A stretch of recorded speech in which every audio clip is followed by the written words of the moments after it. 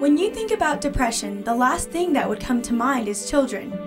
Children are often thought to be carefree and happy, but about 5% of children and adolescents are diagnosed with depression each year. Dr. Sold Mitchelson, a child and adolescent psychiatrist at Southwest Mental Health Center, explains what the common traits in a depressed child are. It appears as if it were a change in their personality, but what it is it's a change in the way they can cope with things.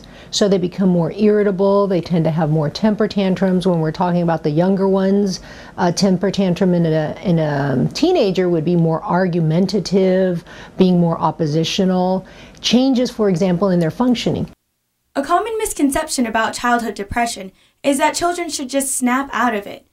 But clinical depression is a medical condition caused by several factors. There are three major factors, or three major components that work together to bring these out. There's genetics.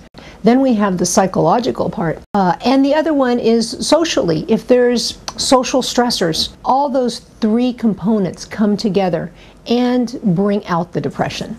Chris Bryan found out about childhood depression when her 4-year-old son was diagnosed as clinically depressed.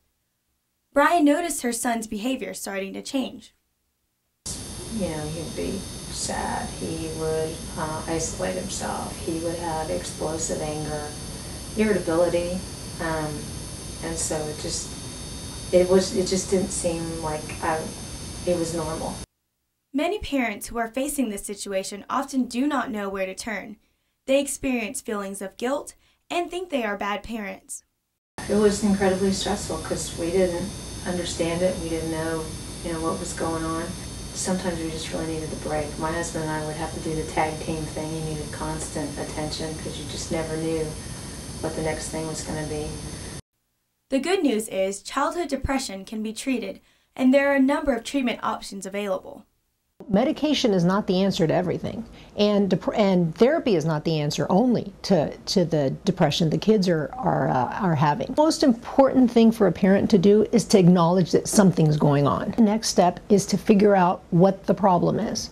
And usually the parents have difficulty, they have the signs and the symptoms, but they need professional help to be able to figure out what the problem is.